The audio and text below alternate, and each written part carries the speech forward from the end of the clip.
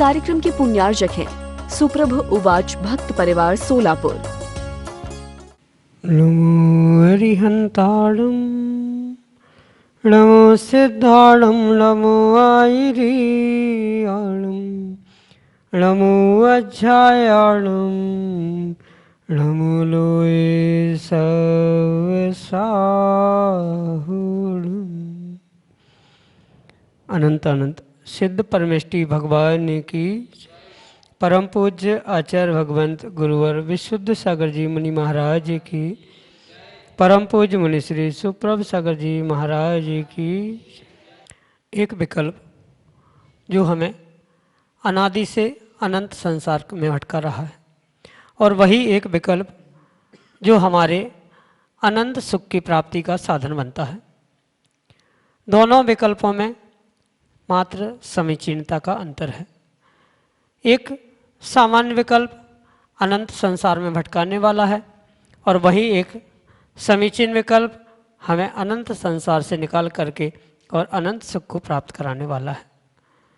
उस विकल्प की समीचीनता और समीचीनता के साथ उस समीचीन विकल्प का सम्यक समाधान यदि किसी निर्ग्रंथ गुरु से प्राप्त हो जाए तो निश्चित ही वह अनंत सुख का कारण बन जाता है।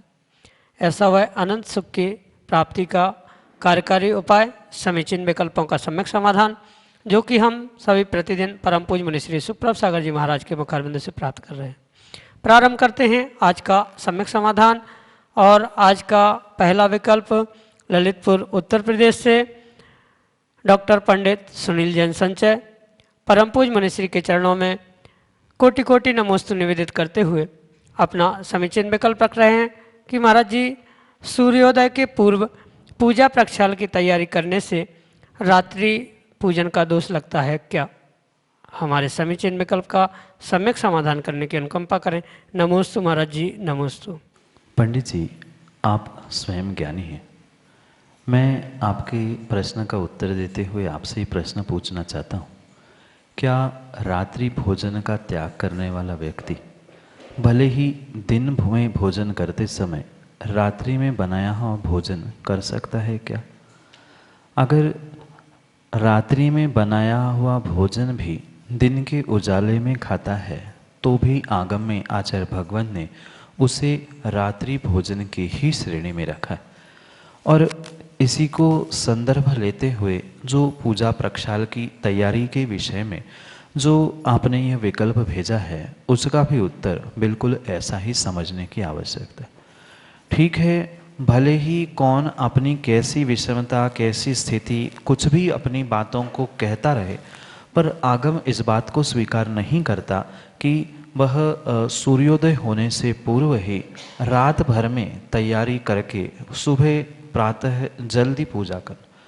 कई सारे स्थानों में तो पंडित जी आपने भी देखा होगा, हमने भी देखा है कि रात में ही द्रव्य धुलकर रखी जाती है 10-12 बजे और सुबह 5 बजे से 6 बजे से उसका प्रयोग किया जाता है, जबकि पानी की भी उतनी मर्यादा नहीं थी। उसको कैसे, किस प्रकार के धो के सुखा के क्या रखा था, उन सभी बातों पर प्रश्न चिन्ह होने से कायदा तो यही था कि जो श्रावकोचित क्रिया कही गई है, चाहे चौकी की तैयारी हो, चाहे पूजा प्रक्षाल आदि की तैयारी हो, चाहे भोजन आदि की तैयारी हो, वह सूर्योदय होते ही, कम से कम सूर्योदय नहीं हुआ है तो कम से कम इतना तो हो कि कुछ उजाला होने पर ही इन कार्यों को करना प्रारंभ किया जाए। वह रात के अंधेरे में ही या लाइट आदि में अगर भोजन बनाना है, चौकी की तैयारी है या पूजा अभिषेक प्रक्षाल आदि की भी तैयारी है, ये आगम के परिप्रेक्ष्य में किसी भी प्रकार से स्वीकार नहीं है। सूर्योदय भले ही 6:30 बजे है, हम उसके पहले ही 6-6:45 बजे जब से वह उजाला होता है, दिखने योग्य व्यवस्था बन जाती है, उतने उजाले में अगर हम ये व्यवस्था करें तो उसमें दोष नहीं है। पर अगर अंधेरी रात में ही, माना कि 6:30 बजे का सूर्योदय है और 4:30-5 बजे से ही तैयारी हो रही है, ये आगमोक्त क्रिया नहीं है। हमें व्यक्तिगत कहीं दृष्टिपात ना करते हुए आगम की व्यवस्था को समझना होगा। आगम की व्यवस्था यही है कि आगम कभी भी ऐसी व्यवस्थाओं को, छूट को आज्ञा प्रदान नहीं कर सकता। आगम के परिप्रेक्ष्य में जैसे रात्रि बनाया भोजन दिन में खाने में दोष है, ऐसी रात्रि में धुली हुई द्रव्य, रात में बनी गई व्यवस्था सुबह प्रयोग करने में दोष ही कहा गया है। यही आपके लिए सम्यक समाधान। अगले समीचीन विकल्प के लिए हमारे सामने हैं देश के सुप्रसिद्ध प्रतिष्ठाचार्य पंडित पवन जी दीवान, मुरैना, मध्य प्रदेश से, अपने समीचीन विकल्प के साथ। परम पूज्य मुनिवर श्री सुप्रभ सागर जी महाराज के श्री चरणों में सभी ने नमोस्तु। गुरुवर कृपया हमारे जिज्ञासा का सम्यक समाधान प्रदान करने की महती कृपा करें। यह कि हमारे यहाँ देव शास्त्र गुरु ये क्रम मान्य है, आगम चक्षु साहू, इस सूत्र के अनुसार भी श्री जिन आगम ही साधु के चक्षु अर्थात पथ प्रदर्शक हैं, अर्थात साधु की संपूर्ण चर्या आगम के परिप्रेक्ष्य में होती है। फिर आगम परंपरा श्रेष्ठ है या गुरु परंपरा? आज अनेक बिंदुओं पर गुरु परंपरा के नाम पे जिन आगम के तथ्यों की प्रस्तुति या व्याख्या अपनी मर्जी के अनुसार की जाती है। ऐसा क्यों? गुरुवर कृपया समुचित समाधान प्रदान करने की महती कृपा करें। नमोस्तु स्वामिन, नमोस्तु।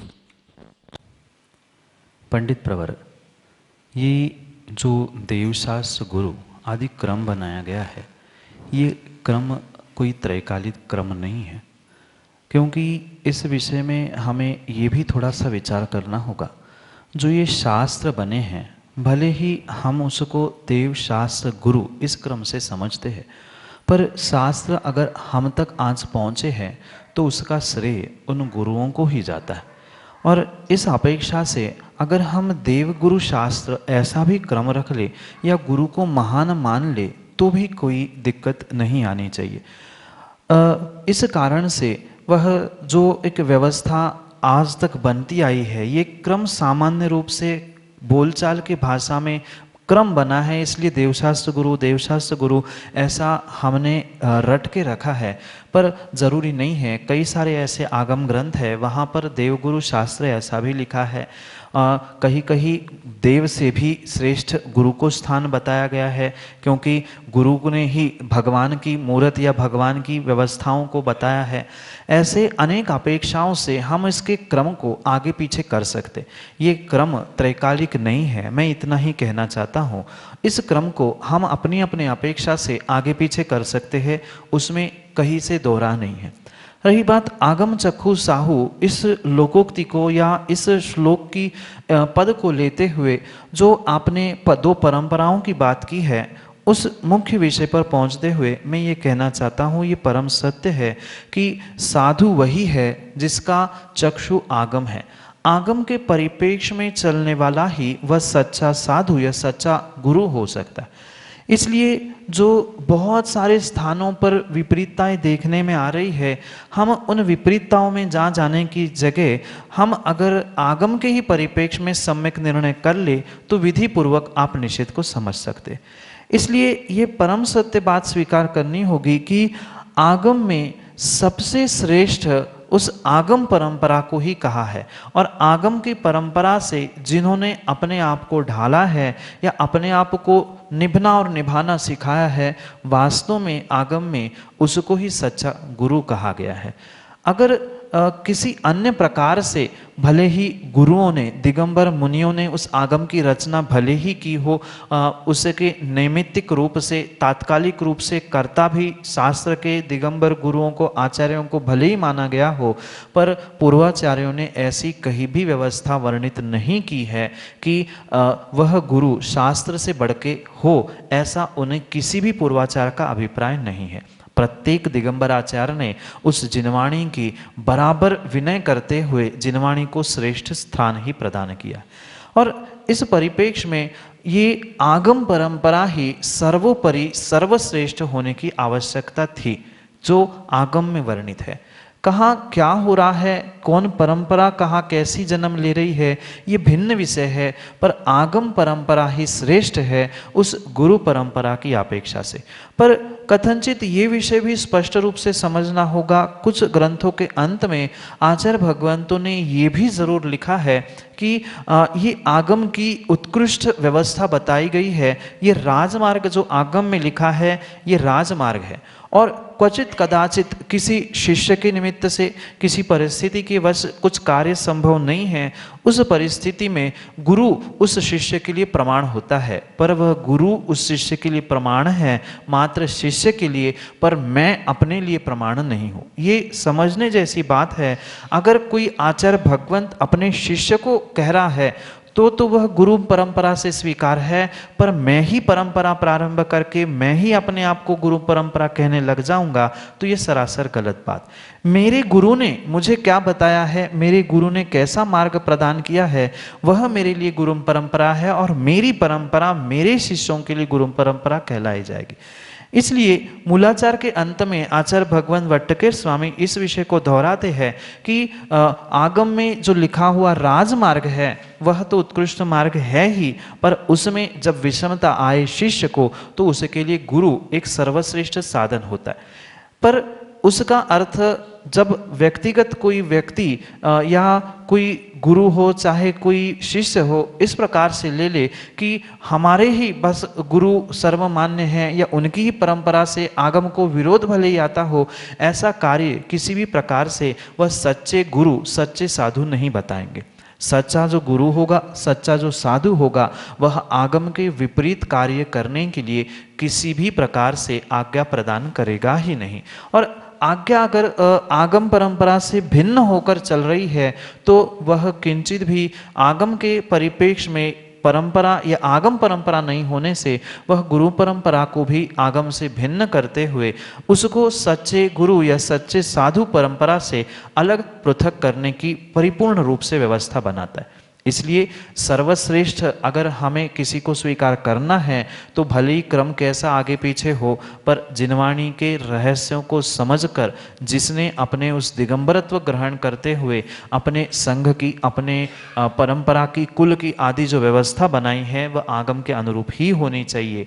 मात्र क्वचित कदाचित कहीं विषमता होने पर वह मात्र कुछ विषयों में ही वहाँ छूट प्रदान की गई है, पर उस छूट का सर्वमान्य करते हुए, सर्वत्र प्रयोग करते हुए विपरीत कथन करना, विपरीत व्याख्यान करना, विपरीत व्यवस्था ही बना लेना और उसको मात्र गुरु परंपरा का लेबल लगा के गुरु परंपरा की पैकिंग करते हुए अगर दुनिया के सामने प्रस्तुत किया जा रहा है तो ये सरासर गलत है।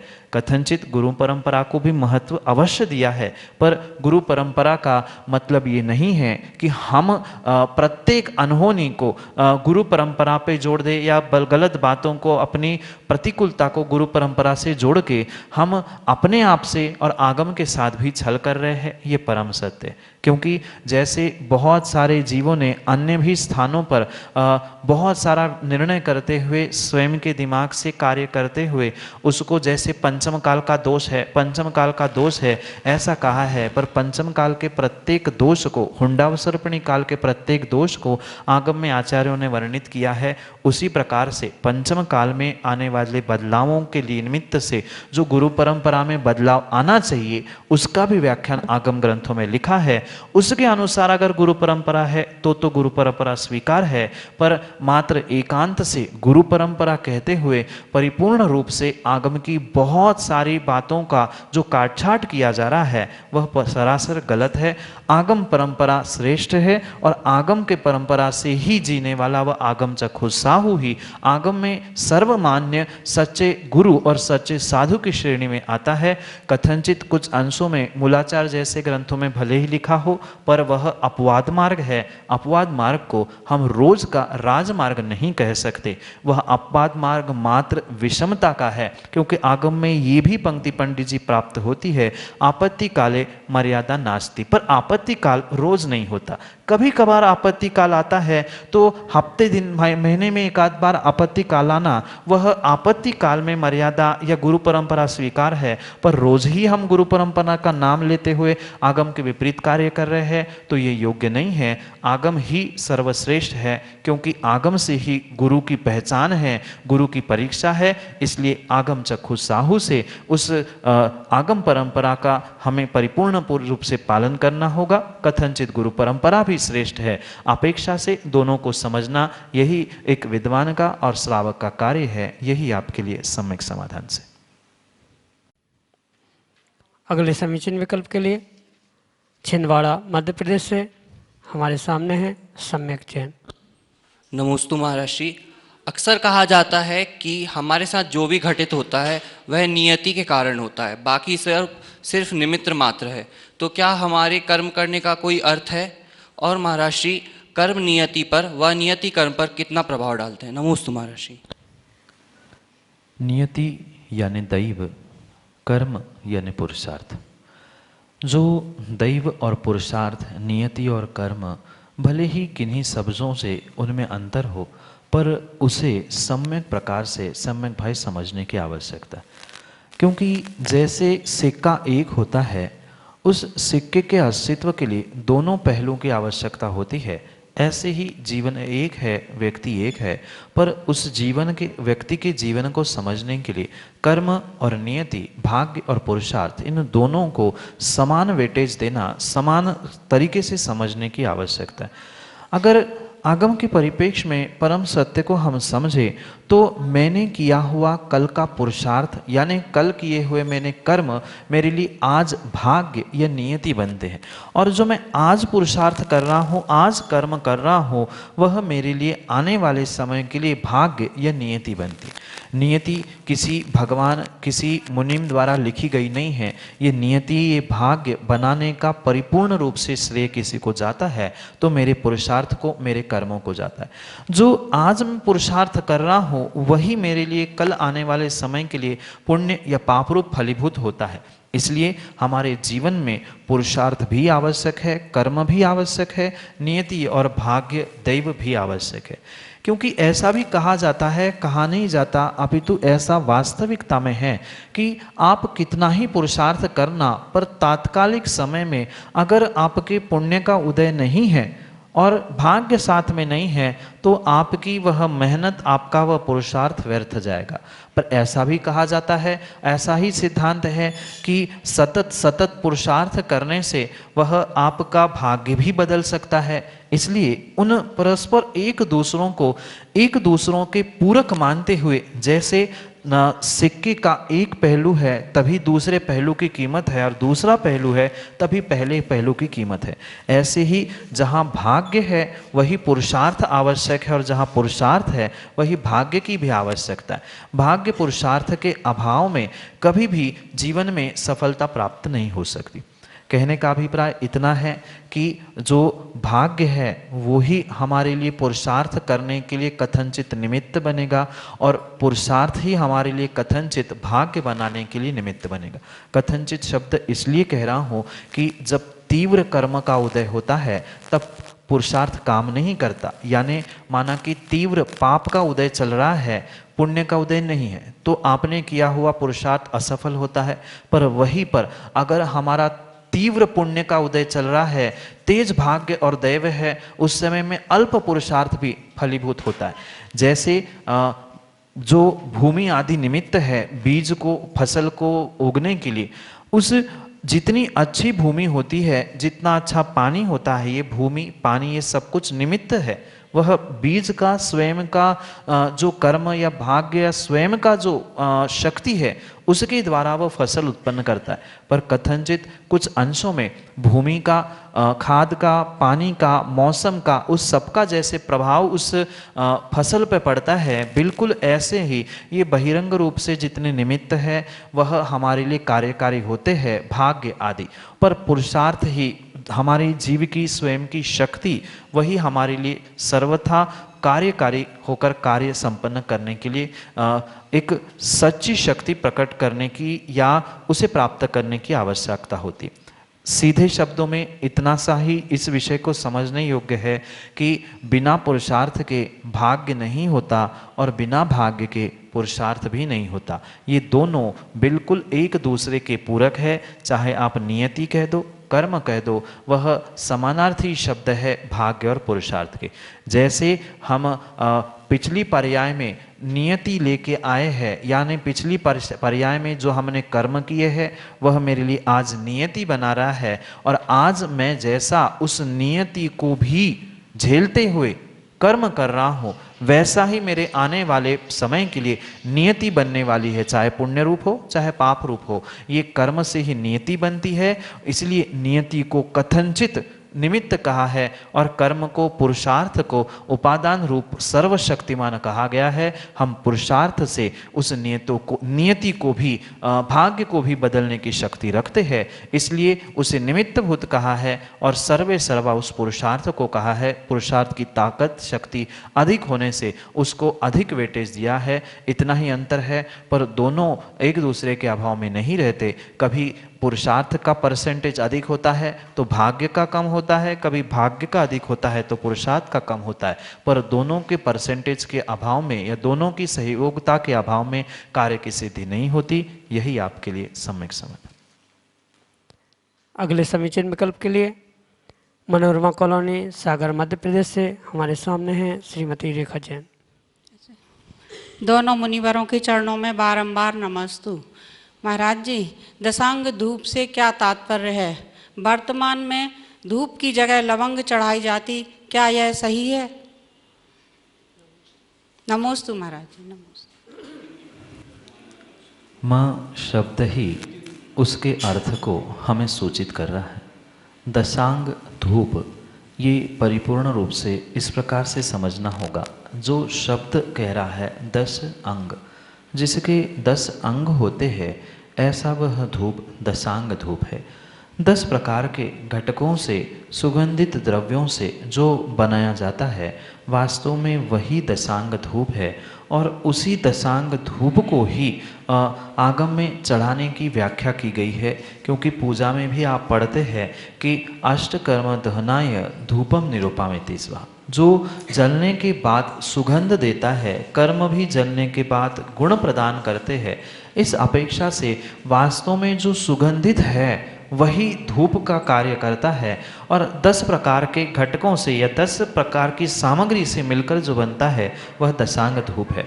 उसका आगम में विशेष रूप से आपको वर्णन भी प्राप्त होगा कि कौन से घटक की कितनी मात्रा मिलाकर वह दशांग धूप बनाया जाता है। जैसे वह कोई घर का भी माँ मसाला होता है तो मात्र एक सामग्री से मसाला नहीं बनता। वह जैसी सामग्री होती है, यानी कि सब्जी बनाने का मसाला अलग होता है, पुड़ी बनाने का मसाला अलग होता है, और कुछ बनाना है तो उसका मसाला अलग होता है, जबकि नाम मसाला ही है। ऐसे ही दशांग धूप का भी समझना होगा। अलग अलग प्रमाण से उन सामग्री को मिलाकर जो धूप खेया जाता है उसको ही वह दशांग धूप कहा जाता है। और आगम के परिप्रेक्ष्य में उसका ही व्याख्यान है लौंग, उसको तोड़ के डाल देना, उसको जला देना, ये वास्तविक धूप की व्यवस्था नहीं है। दशांग धूप ही आगम के परिप्रेक्ष्य में चढ़ाना और खेने आदि की व्यवस्था है। धूप आदि की व्यवस्था ये तात्कालिक है। ये पंचम काल के जीव भौतिकिया होने से, शॉर्टकट में सब काम करना चाहने से वे लौंग को ही जला के धूप की प्रतिकृति मानते हुए वह उस अष्टकर्मों को जलाने का भाव करते हैं। पर आगम में धूप की जगह दशांग धूप आदि का ही व्याख्यान है। लौंग आदि को जलाने की या चढ़ाने की ये तात्कालिक व्यवस्था है, आगम की नहीं है। यही आपके लिए सम्यक समझ।